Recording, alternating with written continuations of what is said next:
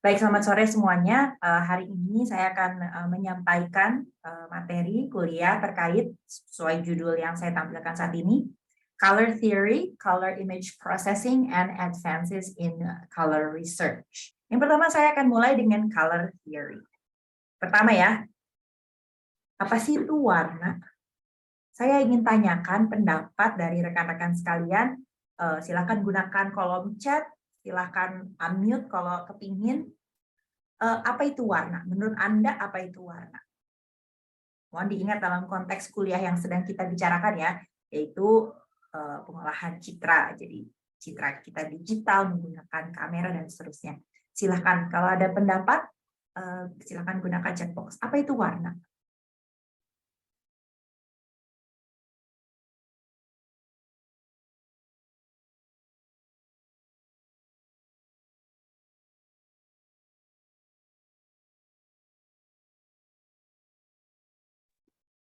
Saya tunggu ya. Enggak, nanti gantian saya yang nanya. Apa itu? Nggak usah takut salah ya. Apa itu warna? Menurut Anda itu apa? Ini kenapa merahnya tampil di layar Anda? Kenapa kuning? Menurut Anda bagaimana?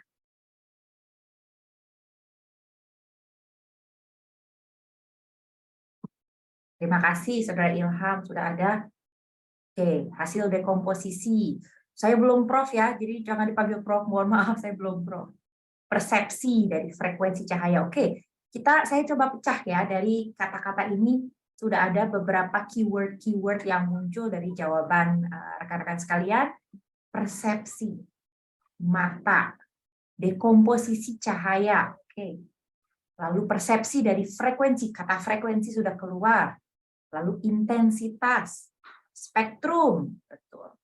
Properti visual, oke, hasil lebih dipantulkan. Oke, sebenarnya idenya sudah cukup baik ya. Kita akan coba rangkum secara definisi apa itu warna secara definisi. Tetapi saya rasa dari partisipasi dari rekan-rekan sekalian sudah kelihatan ya. Ada kata-kata yang muncul beberapa kali, persepsi, visual, mata, spektrum, dan seterusnya. Oke, betul ya. Kita akan mulai memahami apa itu warna dari seorang saintis, seorang ilmuwan yang saya rasa kita semua sudah kenal, yaitu Newton. Isaac Newton melakukan eksperimen dengan hal yang sangat sederhana, dengan suatu ruangan yang gelap, dan dia membuka kordin jendela sedikit sekali, dan sehingga dia membiarkan cahaya matahari masuk ke dalam ruangan tersebut. Ini ya wording yang tepat dari Newton's optic di Proposition 2, Theory 2, Experiment 3. Dia menyatakan bahwa dia melakukan eksperimen dengan cahaya putih, quote unquote, masuk dan dibiaskan menggunakan prisma. Dan ternyata dari situ dia menemukan bahwa keluar suatu spektrum, yaitu warna-warna, seluruh warna yang kita kenal di warna pelangi. Nah, dari eksperimen yang dilakukan oleh Newton itu, kita mendapatkan beberapa conclusion tentang warna, yaitu yang pertama, suatu cahaya putih atau cahaya dari sinar matahari itu sebetulnya terdiri dari campuran semua warna dalam spektrum. Jadi warna putih itu datang dari campuran warna-warna yang kita kenal sebelumnya. Lalu yang kedua, warna-warna spektral tersebut dengan kata lain juga dapat dikatakan sebagai komponen-komponen dasar dari suatu cahaya putih. Nah, kalau mereka adalah komponen yang membangun ya, maka kalau sudah dipecah menjadi komponen-komponen warna tersebut, bisa kita fokuskan kembali dan kita gabungkan kembali menjadi warna putih kembali. Nah, jadi di sini kita udah tahu bahwa suatu cahaya itu sebetulnya terdiri dari lebih banyak warna. Satu cahaya itu terdiri dari banyak warna. Nah, bagaimana kita melihat warna tersebut? Kita sudah sempat mempelajari hal ini ketika kita melakukan review materi pengolahan citra S1. Untuk menciptakan suatu citra, dalam kasus ini dengan sensor mata, kita butuh 3 komponen. Light source, scene, lalu sensor. Cahayanya datang, dipantulkan masuk ke dalam sensor kita. Nah, di dalam mata, selain melihat bentuk ataupun jarak ataupun scene yang ada, kita juga melihat sesuatu yaitu warna. Ingat, sesuai dengan Newton eksperimen yang tadi, daylight is white. Jadi cahaya matahari, dalam kasus ini kita asumsikan light source-nya adalah matahari, kan ini yang mengalir di sini, yang mengalir dari sini, memantul dan datang ke mata, tadi katanya putih. Kok bisa saya melihat, blue ya harusnya ya, sorry ya. Bagaimana ceritanya saya bisa melihat warna biru di sini? Nah, ini terjadi karena kalau kita dekomposisi cahaya matahari yang tadi katanya putih, sesungguhnya dia itu memiliki suatu profil spektral seperti ini yang dinamakan spectral power distribution. Artinya kekuatan cahaya tersebut itu berbeda tergantung pada panjang gelombangnya. Jadi mungkin ada komponen birunya, ada komponen hijaunya, komponen kuningnya, dan komponen merahnya dalam kadar yang berbeda-beda. Selanjutnya, cahaya yang kadar berbeda-beda itu yang ketika digabungkan menjadi putih datang ke dalam dipantulkan oleh objek atau scene, dan objek-objek yang ada di dunia ini juga memiliki suatu spectral profile yang dinamakan dengan reflectance coefficient. Ini adalah koefisien atau proporsi pantulan atau ya koefisien pantulan yang akan dia lakukan. Jadi cahaya yang datang ini dia memantulkannya tidak sama ya pada spektral ini. Jadi dalam contoh ini dia lebih banyak memantulkan yang ada di wavelength yang lebih rendah. Sini wavelength rendah itu berwarna biru ya. Sehingga karena light source itu juga punya suatu distribusi kekuatan atau intensitas, lalu dipantulkan dengan berbeda-beda ya tergantung panjang gelombangnya oleh objeknya, maka yang akan sampai ke mata kita sudah tidak murni yang putih. Nah, tentu saja berarti cahaya yang akhirnya nyampe di mata ini pertama akan dipengaruhi oleh dua hal, yaitu si E ini dan Rho. Kita akan lihat satu-satu. Nah, ini adalah E atau I, kadang-kadang juga ada ya representasinya, yang merupakan profil spektral atau spectral power distribution. Jadi ini adalah suatu distribusi ya, kalau ingat statistika, ini adalah distribusi frekuensi dari setiap gelombang cahaya yang ada. Nah, dapat dilihat bahwa profil secara spektral ini berbeda-beda. Contohnya di sini ada beberapa contoh, yaitu iluminan A, itu adalah satu cahaya standar ya. Dan ini juga cahaya standar D50 yang menyerupai daylight, menyerupai cahaya matahari. Profilnya ternyata seperti ini. Lalu kita juga ada illuminant daylight lainnya, yaitu D65, itu seperti cahaya matahari juga, tapi lihat, sangat berbeda. Walaupun keduanya, yang ungu ini dan yang kuning ini, sebetulnya dua-duanya berusaha memimik cahaya matahari yang berwarna putih. Lalu ada juga illuminant yang fluorescent, yang seperti mungkin bohlam-bohlam yang kita pakai di ruangan saat ini.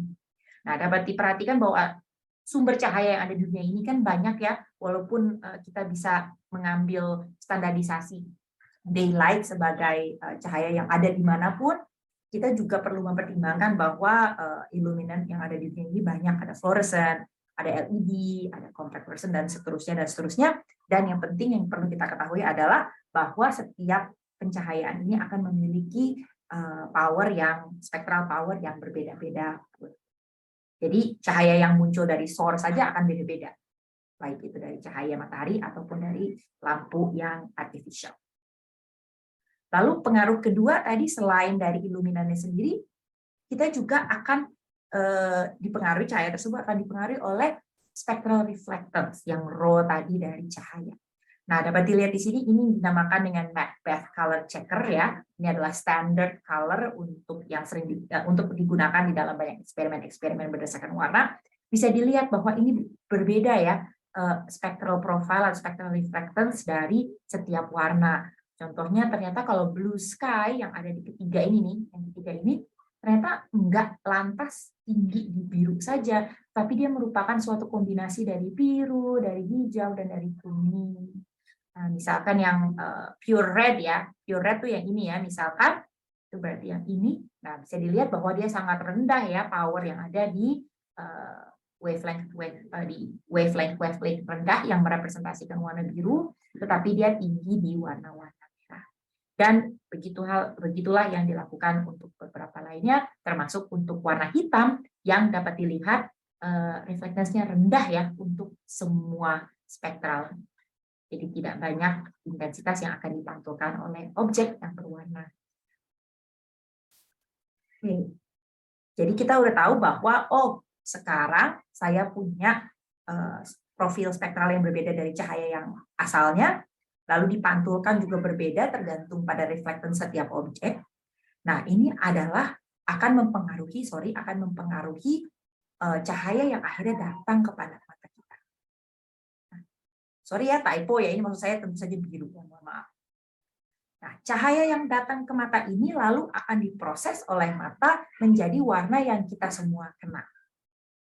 Nah, saya akan lanjutkan ke slide berikutnya. Oke, barusan saya lihat nih gambar scene saya adalah suatu kemeja biru seperti ini. Saya minta tolong kepada Anda untuk menceritakan warna ini kepada saya. Kalau saya tanyakan, ini warna apa? Jawaban Anda akan seperti apa?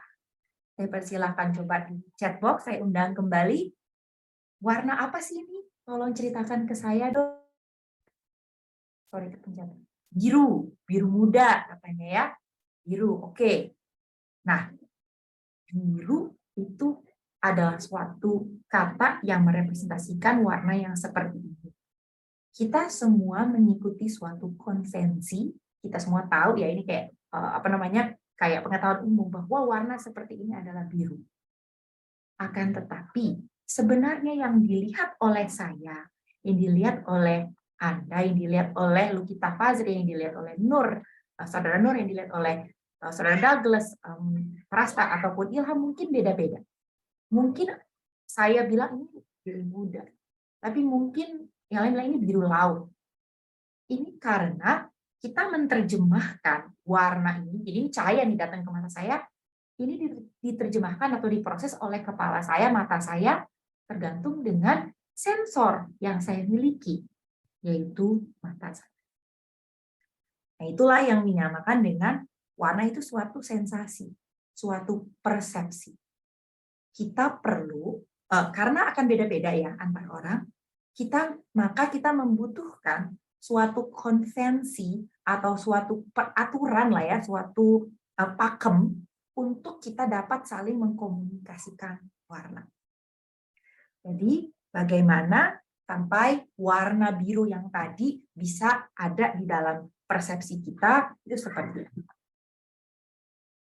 Kalau kita lihat sistem yang tadi ya, bahwa ada spectral power distribution, lalu dipantulkan oleh objek, lalu cahaya tersebut nyampe di mata, mata kita pun memiliki suatu profil spektral yang akan memproses cahaya dalam 3 sensor.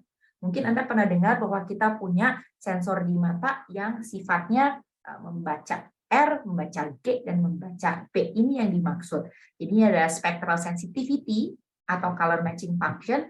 Jadi sesensitif apakah mata kita terhadap warna biru, sesensitif apakah mata kita terhadap warna hijau, dan sesensitif apakah mata kita terhadap warna merah.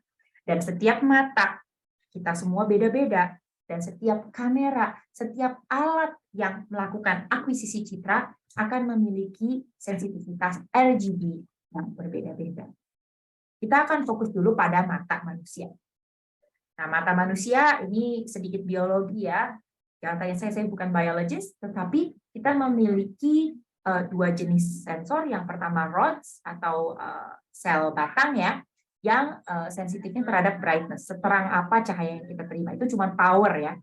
Lalu kita juga memiliki sel kerucut yang sensitif terhadap warna. Dan inilah yang dimaksud dengan sel reseptor warna yang akan sensitif terhadap R, G, dan P.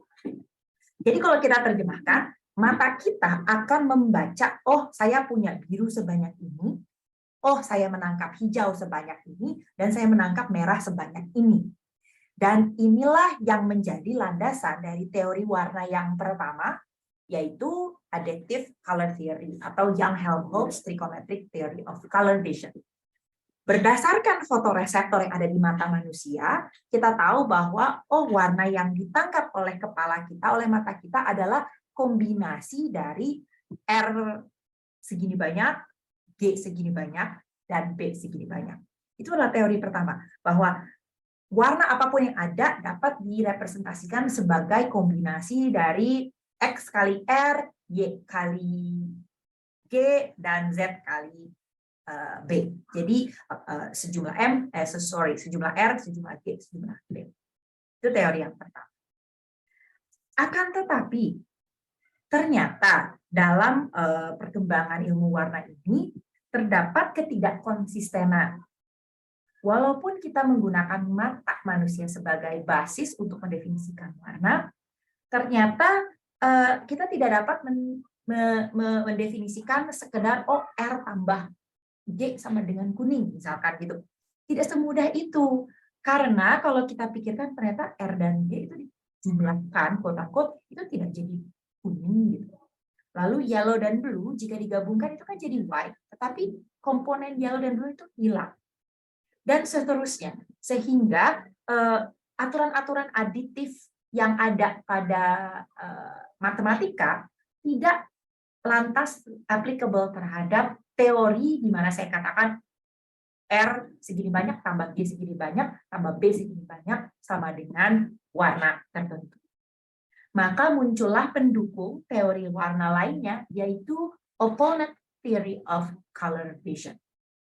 Ini adalah warna-warna, mungkin Anda sudah pernah dengar warna-warna primer seperti ini, ditambahkan dengan warna lain, yaitu ada hijau dan merah, kuning dan biru, dan hitam dan putih. Dan ini dinamakan dengan opponent colors. Jadi selalu dikatakan bahwa merah itu lawannya hijau, kuning itu lawannya biru, putih itu lawannya hitam.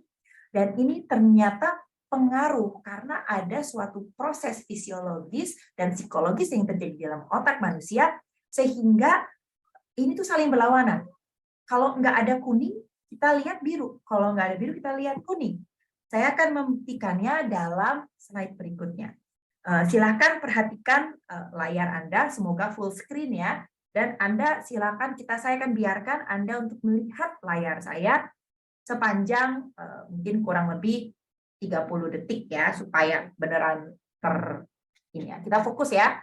Silakan lihat ke tengah layar, Anda lihat keempat warna yang ada di depan. Silakan diperhatikan.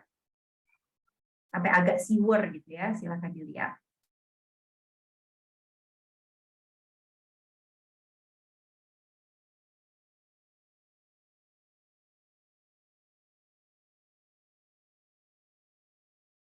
Oke, kalau sudah puas, kita skip ke slide berikutnya.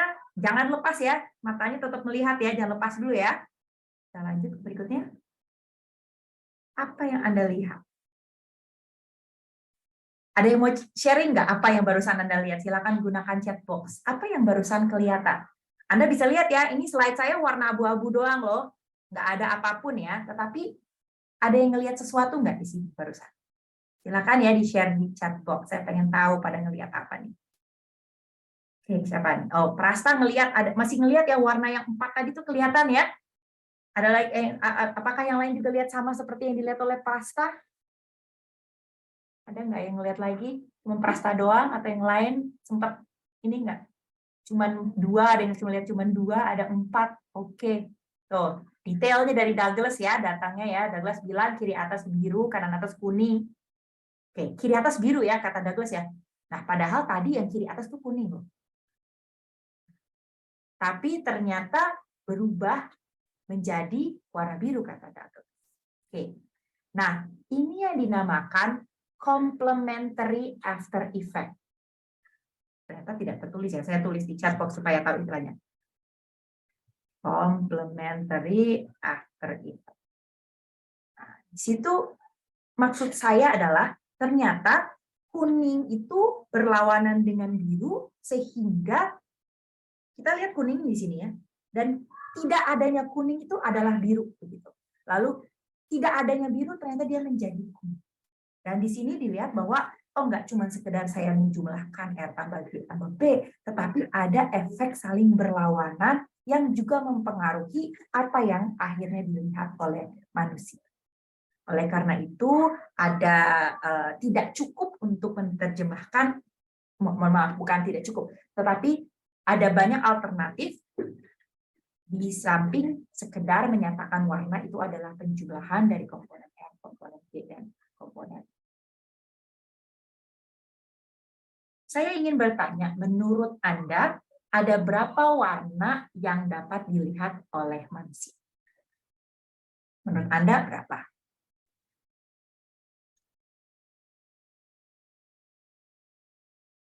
Oh, ada pertanyaan ya. Saya izin pause dulu ya dari Fani ya. Nanti saya akan jawab setelah ini. Menurut Anda banyak atau sedikit warna yang bisa dibedakan oleh manusia? Ada yang tahu nggak berapa banyak? 100 lebih, kata Asep. Kata saudara Asep 100 lebih. Ada lagi yang ini, yang punya dugaan? Yang jelas akan berbeda ya. Karena tadi sensitivitas setiap manusia aja beda-beda. Tentu saja jumlah kombinasi yang bisa dilihat oleh setiap orang juga akan berbeda. Akan tetapi rule of thumb-nya, estimasinya itu di dalam literatur ada kurang lebih 1 juta warna unik yang dapat distinguish, yang dapat dibedakan oleh manusia dengan penglihatan warna yang normal. Kalau gitu, bagaimana caranya saya bisa menceritakan kepada siapa ya? Saya sebut yang ada di sini, saya Fani tadi yang lagi ada pertanyaan. Gimana caranya saya bilang ke saudara Fani, tolong dong belikan saya cat untuk ngecat kamar saya, warnanya ungu yang agak-agak kebiru-biruan, tetapi agak-agak keping-pingan, agak-agak muda. Gimana caranya? Kita tentu saja butuh sesuatu untuk bisa mengkomunikasikan warna yang saya maksud. Cara paling simple, paling brute force adalah menggunakan sampel.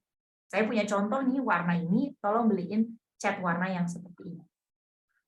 Akan tetapi akan lebih mudah lagi kalau kita punya suatu sistem yang bisa mengatur semua warna yang ada berdasarkan atribut-atribut yang disetujui oleh semua orang. Oke, nah kalau gitu kita membutuhkan suatu color order system atau color model.